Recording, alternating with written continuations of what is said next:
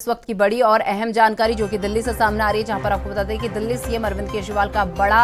बयान सामने आया है, जहां पर इलेक्ट्रिक व्हीकल चार्जिंग स्टेशन के शुभारंभ पर वो बोले हैं। दिल्ली की जनता ने न्यूयॉर्क, कैलिफोर्निया को पीछे छोड़ा है और इसी के साथ रिकॉर्ड स्तर पर ई व्हीकल का हो रहा है इस्तेमाल, ऐसा केजरीवाल का कहना है। तो इसी के साथ ये बड़ी और अहम जानकारी दिल्ली से, जहां पर सीएम अरविंद केजरीवाल का बड़ा बयान सामने आया है। आपको बता दें कि इलेक्ट्रिक व्हीकल चार्जिंग स्टेशन के शुभारंभ पर सीएम अरविंद केजरीवाल ने यह बयान दिया है और कहा है कि दिल्ली की जनता ने न्यूयॉर्क, कैलिफोर्निया को भी पीछे छोड़ दिया है। रिकॉर्ड स्तर पर ई व्हीकल का इस्तेमाल हो रहा है, ऐसा केजरीवाल का कहना है। तो बड़ी और अहम जानकारी दिल्ली से, जहां पर सीएम केजरीवाल का बड़ा बयान सामने आया है और इलेक्ट्रिक व्हीकल चार्जिंग स्टेशन के शुभारंभ पर उन्होंने अपनी बात रखी है और कहा कि दिल्ली की जनता ने न्यूयॉर्क, कैलिफोर्निया को भी पीछे छोड़ दिया है। रिकॉर्ड स्तर पर ई व्हीकल का इस्तेमाल हो रहा है, ऐसा सीएम केजरीवाल ने कहा है। तो बड़ी और अहम जानकारी दिल्ली से, जहां पर सीएम केजरीवाल का बड़ा बयान सामने आया है।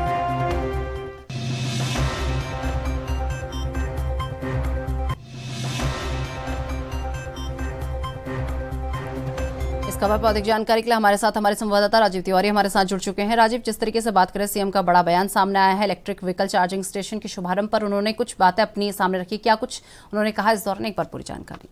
देखिए, बिल्कुल सही कहा आपने। यहाँ पर इस तरीके अरविंद केजरीवाल की बात करें तो जिस तरीके से आज दिल्ली के अंदर इलेक्ट्रिक व्हीकल चार्जिंग स्टेशन को शुभारंभ कर लेकर दिल्ली सरकार की तरफ से ये कहा गया है कि न्यूयॉर्क और कैलिफोर्निया को भी पीछे छोड़ दिया गया है, यानी कि बड़े स्तर पर दिल्ली सरकार जो है वो बड़े कार्य करती नजर आ रही है। और जिस तरीके से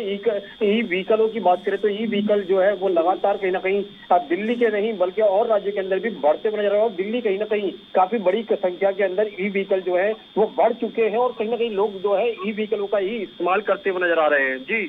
राजीव, जिस तरीके से ई व्हीकल पर जो है लगातार बात हो रही है, तो इसी के चलते अगर बात कर ले तो राजधानी में इस वक्त ई व्हीकल्स की कितनी संख्या है? देखिए, यहाँ पर एक चीज और समझनी होगी, दिल्ली सरकार जिस तरीके से ई व्हीकल के ऊपर सब्सिडी भी देते नजर आ रही है और लगातार कहीं ना कहीं छूट भी दी जा रही है, या भी ये भी कोशिश की जा रही है कि ई व्हीकल को लोग बाग ज्यादा से ज्यादा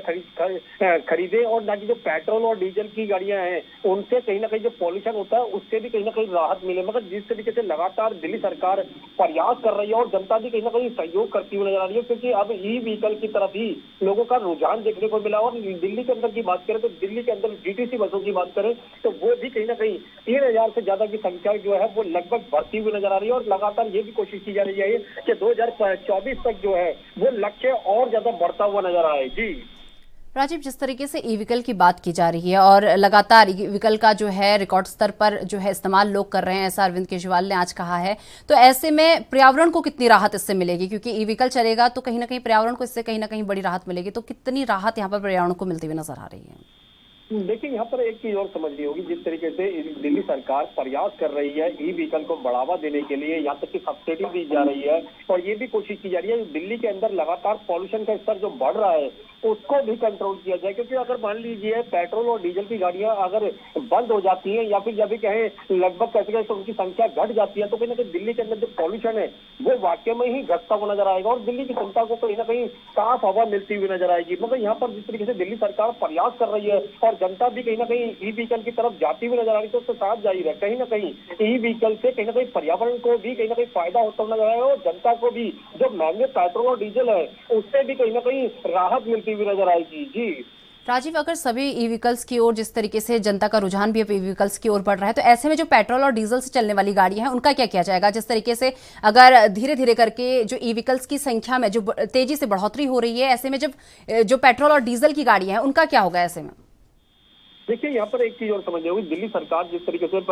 15 साल जो पुरानी गाड़ियां हैं पेट्रोल की या फिर कहें 10 साल जो गाड़ियां हैं डीजल की, उनको कहीं ना कहीं अब ई व्हीकल के यानी कि